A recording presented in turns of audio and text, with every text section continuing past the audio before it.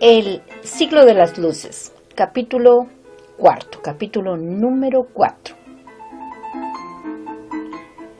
Siempre sucede. Goya.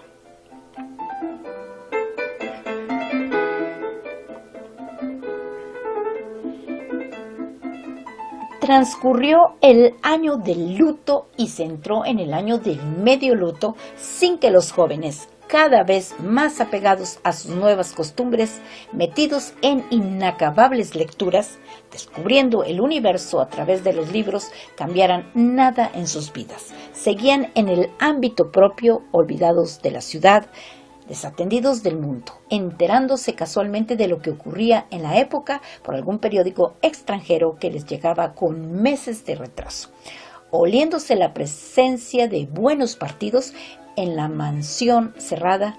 Algunas gentes de condición habían tratado de acercárseles mediante invitaciones diversas, aparentemente condolidas de que aquellos huérfanos vivieran tan solos, pero sus amistosas gestiones se topaban con frías evasivas. Tomaban el luto como socorrido pretexto para permanecer al margen de todo compromiso u obligación, ignorantes de una sociedad que, por sus provincianos prejuicios, pretendía someter las existencias a normas comunes, paseando a horas fijas por los mismos lugares, merendando en las mismas confiterías de moda, pasando las navidades en los ingenios de azúcar o en aquellas fincas de Artemisa donde los ricos hacendados rivalizaban en parar estatuas mitológicas a la orilla de las vegas de tabaco. Se salía de la estación de las lluvias que había llenado las calles de nuevos lodos, cuando una mañana, en el medio sueño de su incipiente noche, Carlos oyó sonar reciamente la aldaba de la puerta principal. El hecho no le hubiera atraído la atención si, pocos momentos después, no hubiesen llamado a la puerta cochera y después a todas las demás puertas de la casa, regresando la mano impaciente al punto de partida para volver a atronar luego las otras puertas por segunda y tercera vez. Era como si una persona empeñada en entrar girara en torno a la casa, buscando algún lugar por donde colarse. Y esa impresión de que giraba se hacía tanto más fuerte por cuanto las llamadas repercutían donde no había salida a la calle, en ecos que corrían por los rincones más retirados. Por ser sábado de gloria y día feriado, el almacén, recurso de visitantes que deseaban información, estaba cerrado. Remigio y Rosaura debían estar en la misa de resurrección o de compras en el mercado, puesto que no respondían. Ya se cansará, pensó Carlos, metiendo la cabeza en la almohada, pero al advertir que seguían los golpes, acabó por echarse una bata encima, iracundo, y bajar al zaguán. Se asomó a la calle en lo justo para divisar a un hombre que doblaba la esquina más próxima, con paso presuroso, llevando un enorme paraguas. En el suelo había una tarjeta deslizada bajo los batientes. Victor Hughes, negociant a Port-au-Prince. Después de maldecir al personaje desconocido, Carlos volvió a acostarse, sin pensar más en él. Al despertar, sus ojos se toparon con la cartulina extrañamente teñida de verde por un último rayo de sol que atravesaba el verde cristal de una luceta. Estaban los pequeños reunidos entre las cajas y envoltorios del salón, entregado el gran Alberto a sus trabajos de física, cuando la misma mano de la mañana levantó las aldabas de la casa. Serían acaso las 10 de la noche, hora temprana para ellos, pero tardía para los hábitos de la ciudad. Un miedo repentino se apoderó de Sofía. No podemos recibir aquí a una persona extraña, dijo, reparando por vez primera en la singularidad de cuanto había venido a constituirse en el marco natural de su existencia. Además, aceptar a un desconocido en el laberinto familiar hubiese sido algo como traicionar un secreto, entregar un arcano, disipar un sortilegio. No, abras, por Dios, imploró a Carlos, que ya se levantaba con enojada expresión. Pero era demasiado tarde. Remigio, sacado de un primer sueño por la aldaba de la puerta cochera, introducía al forastero alzando un candelabro. Era un hombre sin años. ¿Acaso tenía 30? ¿Acaso 40? ¿Acaso muchos menos? De rostro detenido en la inalterabilidad que comunican a todo semblante los surcos prematuros marcados en la frente y las mejillas por la movilidad de una fisonomía adiestrada en pasar bruscamente. Y esto se vería desde las primeras palabras, de una extrema tensión a la pasividad irónica, de la risa irrefrenada a una expresión voluntariosa y dura, que reflejaba un dominante afán de imponer pareceres y convicciones. Por lo demás, su cutis, muy curtido por el sol, el pelo peinado a la despeinada, según la moda nueva, completaban una saludable y recia estampa. Sus ropas ceñían demasiado un torso corpulento y dos brazos hinchados de músculos, bien llevados por sólidas piernas seguras en el andar. Si sus labios eran plebeyos y sensuales, los ojos muy oscuros le relumbraban con imperiosa y casi altanera intensidad. El personaje tenía empaque propio, pero de primer intento lo mismo podía suscitar la simpatía que la aversión. Tales gañanes, pensó Sofía, solo pueden golpear una casa cuando quieren entrar en ella. Después de saludar con una engolada cortesía que mal podía hacer olvidar la descortesía de sus insistentes y estrepitosas llamadas, el visitante comenzó a hablar rápidamente, sin dejar espacio para una observación, declarando que tenía cartas para el padre, de cuya inteligencia le habían dicho maravillas, que los tiempos eran de nuevos tratos y nuevos intercambios, que los negociantes de aquí, con su derecho a libre comercio, debían relacionarse con los de otras islas del Caribe, que traía el modesto regalo de unas botellas de vino de una calidad ignorada en la plaza, que al recibir la noticia, gritada por los tres, de que el padre estaba muerto y enterrado desde hacía mucho tiempo, el forastero, que se expresaba en una graciosa jerga, un tanto española y bastante francesa, entreverada de locuciones inglesas, se detuvo con un "oh" condolido, tan decepcionado, tan atravesado en su impulso verbal, que los demás, sin reparar en que era vergonzoso reír en aquel instante, prorrumpieron en una carcajada. Todo había sido tan rápido, tan inesperado, que el negociante de Port-au-Prince, caído en desconcierto, unió su risa a la de los demás. Un "por Dios" de Sofía, vuelta a la realidad, estiró los rostros, pero la tensión de ánimo había caído. El visitante pasaba adelante sin haber sido invitado a ello, y como sin sentir extrañeza ante el cuadro de desorden ofrecido por la casa, ni por el raro atuendo de Sofía, que por divertirse se había puesto una camisa de Carlos, cuyos faldones le llegaban a las rodillas. Dio un capirotazo de experto a la porcelana de un jarrón, acarició la botella de Leyden, alabó la factura de una brújula, hizo girar el tornillo de Arquímedes, mascullando algo acerca de las palancas que levantan el mundo, y empezó a hablar de sus viajes iniciados como grumet en el puerto de Marsella, donde su padre, y a mucha honra lo tenía, había sido maestro panadero. Los panaderos son muy útiles a la sociedad, comentó Esteban, complacido ante un extranjero que, al pisar estas tierras, no la riaba de alcurnia. Más vale empedrar caminos que hacer flores de porcelana, apuntó el otro, con una cita clásica antes de hablar de su nodriza martiniqueña, negra de las negras de verdad, que había sido como una anunciación de sus rumbos futuros, pues aunque soñara en la adolescencia con los caminos del Asia, todos los barcos que lo aceptaban a bordo iban a parar a las Antillas o al Golfo de México.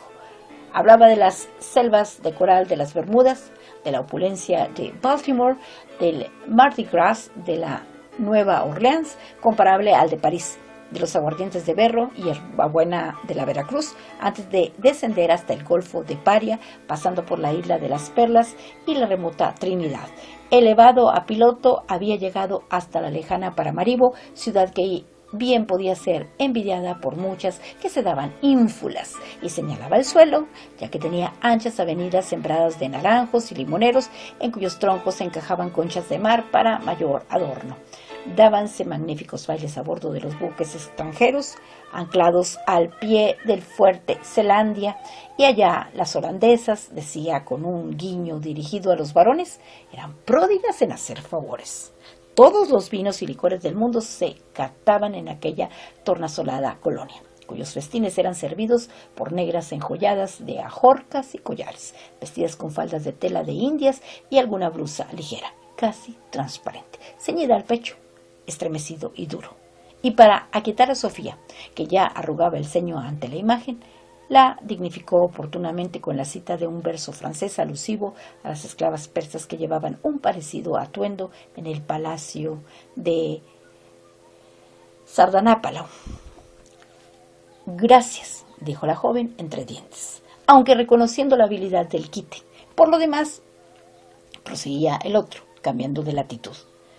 Las Antillas constituían un archipiélago maravilloso donde se encontraban las cosas más raras. Áncoras enormes abandonadas en playas solitarias, casas atadas a la roca por cadenas de hierro para que los ciclones no las arrastrasen hasta el mar, un vasto cementerio sefardita en Curazao, islas habitadas por mujeres que permanecían solas durante meses y años mientras los hombres trabajaban en el continente, galeones hundidos, árboles petrificados, peces inimaginables. Y en la Barbados, la sepultura de un nieto de Constantino XI, último emperador de Bizancio, cuyo fantasma se aparecía en las noches ventosas a los caminantes solitarios. De pronto, Sofía preguntó al visitante, con gran seriedad, si había visto sirenas en los mares tropicales. Y, antes de que el forastero contestara, la joven le mostró una página de las Delicias de Holanda, viejísimo libro donde se contaba que alguna vez, después de una tormenta que había roto los diques de West Fries, apareció una mujer marina, medio enterrada en el lodo. Llevada a Haarlem, la vistieron y la enseñaron a hilar, pero vivió durante varios años sin aprender el idioma, conservando siempre un instinto que la llevaba hacia el agua. Su llanto era como la queja de una persona moribunda. Nada desconcertado por la noticia, el visitante habló de una sirena hallada años antes en el Maroni. La había descrito un mayor archicombi militar muy estimado en un informe elevado a la Academia de Ciencias de París. Un mayor inglés no puede equivocarse, añadió, con casi engorrosa seriedad. Carlos, advirtiendo que el visitante acababa de ganar algunos puntos en la estimación de Sofía, hizo regresar la conversación al tema de los viajes. Pero solo faltaba hablar de Basseterre o Basse-Terre en la Guadalupe, con sus fuentes de aguas vivas y sus casas que evocaban las de Roquefort y la Rochela. ¿No conocían los jóvenes Roquefort ni la Rochela? Eso debe ser un horror, dijo Sofía. Por fuerza, nos detendremos unas horas en tales sitios cuando vayamos a París. Mejor háblenos de París, que usted sin duda conoce palmo a palmo. El forastero la miró de reojo y, sin responder, narró cómo había ido de la Pointe-à-Pitre a Santo Domingo con el objeto de abrir un comercio, estableciéndose finalmente en Port-au-Prince, donde tenía un próspero almacén, un almacén con muchas mercancías, pieles, salazones. ¡Qué espanto!, exclamó Sofía. Barricas, especias, más o menos comme le vôtre, subrayó el francés, arrojándose el pulgar por sobre el hombro hacia la pared medianera con gesto que la joven consideró como el colmo de la insolencia. Este no lo atendemos nosotros, observó. No sería trabajo fácil ni descansado, replicó el otro, pasando enseguida a contar que venía de Boston, centro de grandes negocios, magnífico para conseguir harina de trigo a mejor precio que el de Europa. Esperaba ahora un gran cargamento del que vendería una parte en la plaza, mandando el resto a Port-au-Prince. Carlos estaba por despedir cortésmente a aquel intruso que, después del interesante introito autobiográfico, derivaba hacia el odiado tema de las compra-ventas, cuando el otro, levantándose de la butaca como si en casa propia estuviera, fue hacia los libros amontonados en un rincón. Sacaba un tomo, manifestando enfáticamente su contento cuando el nombre de su autor podía relacionarse con alguna teoría avanzada en materia de política o religión. Veo que están ustedes muy currant, decía, ablandando la resistencia de los demás. Pronto le mostraron las ediciones de sus autores predilectos, a las que palpaba el forastero con deferencia, oliendo el grano del papel y el becerro de las encuadernaciones. Luego se acercó a los trastos del gabinete de física, procediendo a armar un aparato cuyas piezas yacían esparcidas sobre varios muebles. Esto también sirve para la navegación, dijo. Y como mucho era el calor, pidió permiso para ponerse en mangas de camisa ante el asombro de los demás, desconcertados por verlo penetrar con tal familiaridad en un mundo que esta noche les parecía tremendamente insólito, al erguirse junto al paso de los druidas o la torre inclinada. Una presencia extraña. Sofía estaba por invitarlo a comer, pero la avergonzaba revelarle que en la casa se almorzaba a medianoche con manjares propios del mediodía, cuando el forastero, ajustando un cuadrante cuyo uso había sido un misterio hasta entonces, hizo un guiño hacia el comedor, donde la mesa estaba servida desde antes de su llegada. «Traigo mis vinos», dijo, y buscando las botellas que al entrar había dejado en un banco del patio, las colocó aparatosamente sobre el mantel, invitando a los demás a tomar asiento. Sofía estaba nuevamente escandalizada ante el desparpajo de aquel intruso que se otorgaba en la casa atribuciones de pater familias. Pero ya los varones probaban un mosto alsaciano, con tales muestras de agrado que, pensando en el pobre Esteban, había estado muy enfermo últimamente y mucho parecía divertirse con el visitante. Adoptó una actitud de señora estirada y cortés, pasando las bandejas a quien llamaba Monsieur Hugh con silbado acento. Hugh, enderezaba el otro, poniendo un circunflejo verbal en cada U para cortar bruscamente en la G, sin que Sofía enmendara la pronunciación.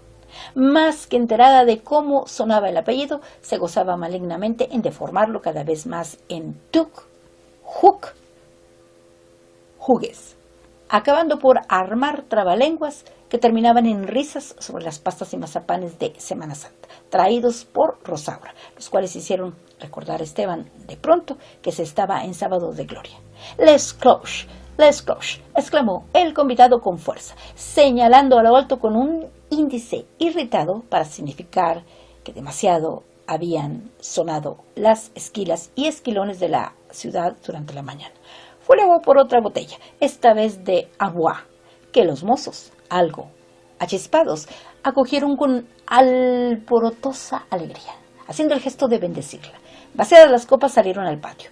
¿Qué hay arriba?, preguntó Monsieur Hugh, yendo hacia la ancha escalera. Y ya estaba en el otro piso, después de escalar los peldaños a dobles trancos, asomado a la galería bajo tejado, entre cuyas columnas corría un barandal de madera. «¿Cómo se atreva a entrar en mi cuarto? Lo saco a patadas», murmuró Sofía. Pero el desenfadado visitante se acercó a una última puerta entornada, cuya hoja empujó levemente. «Esto es como un desván», dijo Esteban, y era él quien entraba ahora, con la luz en alto, en un viejo salón que no visitaba desde hacía años, Varios baúles, cajas, arcones y valijas de viaje estaban arrimados a las paredes con una ordenación que establecía un cómico contraste si se pensaba en el desorden que reinaba abajo. Al fondo había un armario de sacristía cuya madera llamó la atención de Monsieur Hugh por el esplendor de sus nervaduras. Sólido, hermoso. Para que la solidez pudiera palparse, Sofía abrió el mueble mostrando el grosor del batiente. Pero ahora estaba más interesado el forastero por los trajes viejos que colgaban de una varilla metálica. Ropas que habían pertenecido a miembros de la familia materna, edificadora de la casa. Al académico, al prelado, al alférez de navío, al magistrado. Vestidos de abuelas, rasos desteñidos, levitas austeras, encajes de baile, disfraces de un día de pastora, de echadora de cartas, de princesa incaica, de dama antañona. Magnífico para representar personajes, exclamó Esteban. Y concertados repentinamente en una misma idea, empezaron a sacar aquellas polvorientas reliquias. En un gran revuelo de polillas, haciéndolas resbalar, escaleras abajo sobre el pasamanos de caoba encerada. Poco después, en el gran salón, transformado en teatro, alternando en representar y adivinar, los cuatro se dieron por turno a interpretar papeles diversos. Bastaba con trastocar las prendas, modificar sus formas con alfileres, admitir que una dormilona era un peplo romano o una túnica antigua para caracterizar a un héroe de la historia o de la novela con ayuda de alguna escarola transformada en corona de laurel, una pipa a modo de pistola, un bastón al cinto remedando la espada. Monsieur Hugh, evidentemente afecto a la antigüedad, hizo de Mucio Cébola, de Cayo Graco, de Demóstenes, un Demóstenes prestamente identificado cuando se le vio salir al patio en busca de piedrecitas. Carlos, con flauta y tricornio de cartón, fue reconocido por Federico de Prusia, aunque muchos se empeñaron en demostrar que había querido representar al flautista Quantz.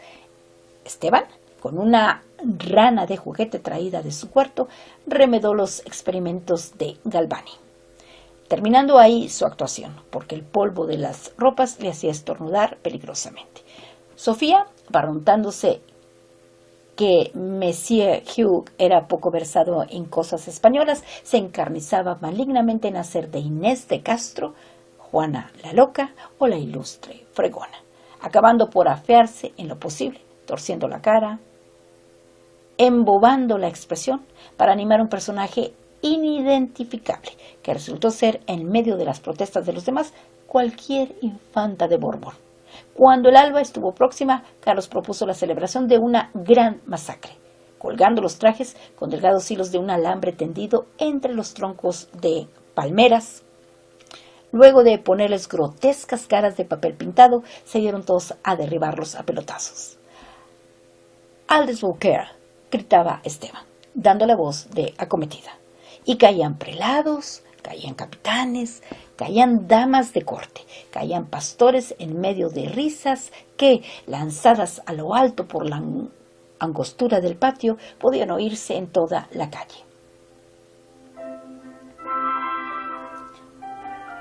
El día los sorprendió en aquello, insaciados de jugar, arrojando pisapapeles, cazuelas, macetas, tomos de enciclopedia, a los trajes que las pelotas no hubiesen podido derribar, entregados a la más alegre furia.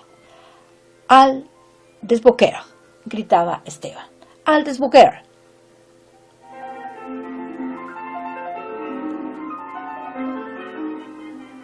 Remigio, al fin, se vio requerido para sacar el coche y llevar al visitante al hotel cercano. El francés se despidió con grandes protestas de afecto, prometiendo volver a la noche. «Es todo un personaje», dijo Esteban.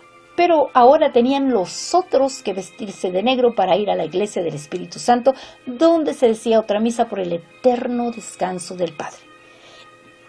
«¿Y si no fuésemos?», propuso Carlos, bostezando.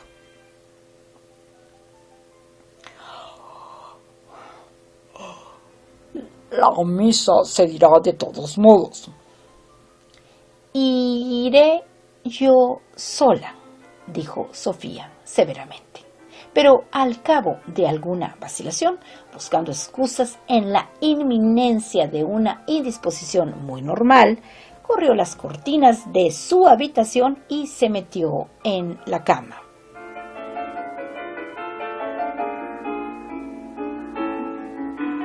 Aquí termina el capítulo número 4. Fue el cuarto capítulo del libro que se titula El siglo de las luces, cuyo autor es el escritor de origen cubano don Alejo Carpentier. Son las 8 de la mañana con 32 minutos y hoy es un fresco viernes 27 de agosto del 2021.